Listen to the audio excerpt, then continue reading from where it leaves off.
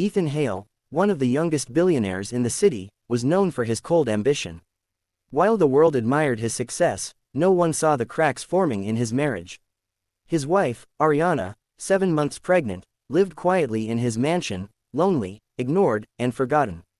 That evening, Ethan was in a high-profile meeting with international investors. His phone buzzed. Ariana calling. He frowned. Not again, he thought. She had been calling more often lately, complaining about feeling dizzy, alone, or scared. He clicked decline and placed the phone face down. "Sorry, gentlemen, my wife gets emotional during pregnancy," he joked, causing the room to erupt with laughter.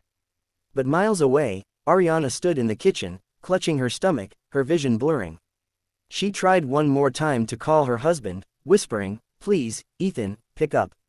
Again, declined. Her knees buckled. The phone dropped from her hand and clattered on the tiles. She reached out for the table to steady herself but collapsed before she could. Her breath weakened. The baby kicked desperately, as if begging someone to save them. She lay there helpless, tears soaking the cold floor. Meanwhile, Ethan raised his glass in triumph as the investors signed the multi-million-dollar deal, completely unaware that, at the same moment, his wife and unborn child were slipping away. When he returned home late that night, he didn't bother checking on Ariana. The mansion was silent, and he assumed she was asleep. But she wasn't. She was gone. Forever. The night he lost everything. The next days after Ariana's death passed like a fog Ethan couldn't escape. Time didn't move in hours or minutes anymore, only in waves of guilt that rolled over him again and again, each one heavier, sharper, and more suffocating. He had lost the woman who loved him with a devotion he never deserved. And he had lost his unborn child, a tiny heartbeat that had once fluttered with hope inside her. He sat in his massive office, surrounded by glass, steel, and success, but for the first time, he felt small. Worthless. Alone. His assistant, Grace, knocked gently. "Sir, the board meeting." "I'm not coming," he said without looking up. Grace hesitated. She had worked for him for 6 years and had never heard him say those words before. "Should I reschedule? Cancel everything?" She quietly stepped out, leaving Ethan alone with the emptiness he had created. He reached into his drawer, pulled out Ariana's journal, and opened it again. Her words felt like knives and balm at the same time, painful, yet the only thing that made him feel close to her. "I hope Ethan is happy. I hope he finds room for us in his heart someday." He closed the book and pressed it to his forehead, tears falling between the pages. But nothing hurt more than reading the final entry she had written just 3 days before she died. "Sometimes it feels like I'm disappearing. He's so busy, I wonder if he would miss me if I were gone." The journal slipped from his hands. He couldn't breathe. A visit to the hospital. Ethan found himself driving to the hospital without even realizing how he got there. The last place he wanted to be, and yet the only place where he could feel even a piece of her. The same nurse who had been on duty that tragic night recognized him immediately. Her expression softened with sympathy. "Mr. Hale, I'm so sorry for your loss." He swallowed hard. "Can you tell me what really happened? I need to know everything." She led him to a quiet corner of the hallway. "A neighbor heard her fall," the nurse said. She wasn't able to speak by the time the ambulance arrived. Her blood pressure dropped very fast. "We tried to reach you." Ethan gripped the arm of the chair. "I saw the missed calls." The words tasted bitter on his tongue. "She kept whispering your name when she came in. She wanted you there." His chest squeezed painfully. He whispered, "I wasn't." The nurse lowered her eyes. "Sometimes, love isn't about being there during the good moments. It's about being there in the desperate ones." Ethan blinked away tears he couldn't hold back. "I failed her," he said. "I failed my child." The nurse didn't disagree. Instead, she gently placed the small envelope in his hand, the one Ariana had prepared long ago. Inside was her note: "If you ever realize my worth, it will already be too late." It broke him all over again. The world that moved on without her. In the following weeks, Ethan withdrew from everything. He ignored business proposals, canceled million-dollar deals, and refused interviews. He stopped hosting grand dinners and attending elite events. Nothing mattered. The mansion felt like a graveyard of memories. Ariana's slippers still sat beside the bed. Her favorite gown hung behind the door. Her scent still lingered on the pillows.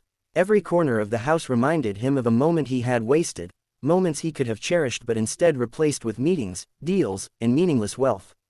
Every night, He replayed the same moment in his mind. Ariana calling, her name lighting up his screen. His fingers sliding across the screen, decline. That single second had rewritten his entire future. The nursery. One evening, Ethan forced himself to walk into the nursery. The room Ariana had decorated with trembling hands and tired feet. Soft yellow walls. A crib she chose. Tiny clothes folded neatly in a drawer. A mobile that played soft lullabies. Her handwriting was still on the wall where she had tested paint colors. He touched the crib, imagining the baby he would never hold. The one who would have had Ariana's eyes. Her smile, her warmth. He sank to the floor, curling over as grief tore through him like a storm. "I'm sorry," he whispered. "I should have come home. I should have loved you better." The silence answered him with the kind of coldness he used to give her. Now he understood exactly how it felt. A visit from his mother. Ethan's mother, Ethan Hale, visited a month later. She was a dignified woman with silver hair and sharp eyes that softened with sadness when she looked at her son. "Ethan, this isn't living," she said gently. He stared at the window. "I don't deserve to live." She sat beside him. "Your wife wouldn't want you to destroy yourself. She needed me," Ethan whispered, voice cracking. "And I didn't come." His mother's gaze filled with pain. "I warned you. I told you she looked unwell." Ethan flinched. "I thought she was exaggerating." "Women don't exaggerate in pregnancy, Ethan. They need attention. They need comfort." Her voice trembled. "Ariana needed you, and you weren't there." His throat tightened. "I know, but now you must honor her the only way you can." "How?" he whispered. "By changing. By becoming a man she would have been proud of." He closed his eyes. "I don't know if that's possible." She squeezed his hand. "It is, if you want forgiveness. Even if only from yourself." Ariana's gift. 2 weeks later, another letter arrived, this one from Ariana's close friend, Lila. She wrote that Ariana had left something behind. A small wooden box. Ethan opened it with trembling hands. Inside were a pair of tiny baby shoes, a sonogram picture, a handwritten letter titled, "To Ethan, for when our baby arrives." He read the letter with shaking fingers. "I know you're busy, but I hope you'll make time for our little one. They will need their father. And I hope you can be the father I always believed you could become." Tears blurred his vision. Ariana had believed in him, even when he didn't deserve it. He pressed the letter to his chest, sobbing. A turning point. One night, after months of torment, Ethan walked into his office and found the framed picture of him and Ariana from their honeymoon, one he had ignored for years. Her smile was soft. Her head rested on his shoulder. He looked at her like she was his entire world. He turned the frame over and found something he had never seen before. A small inscription Ariana had written. "I hope you still love me when life gets busy." He sank into the chair, the reality hitting him. Life didn't get busy. He allowed it to replace her. That night, Ethan made a decision. He couldn't change the past, but he could change the man he became. The foundation. To honor Ariana, he created the Ariana Hope Foundation, an organization aimed at supporting pregnant women with medical care, emotional support, and emergency assistance. He poured millions into it.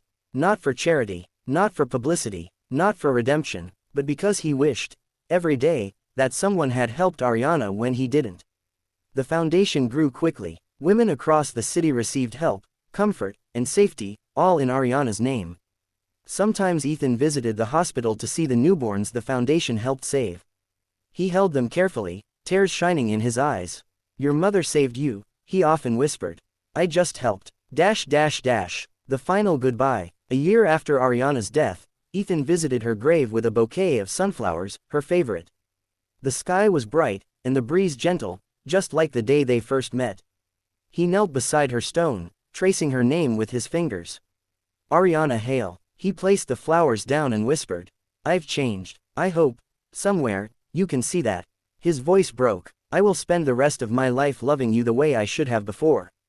He rested his forehead against the stone. "I lost you because I didn't listen.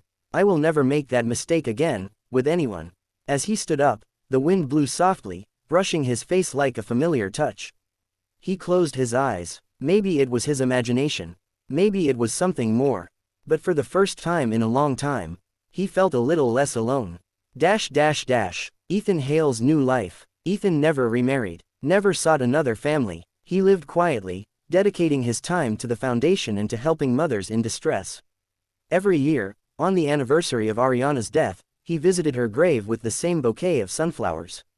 People whispered that the billionaire had turned into a broken man. Others said grief had reshaped him into someone kinder, gentler, more human.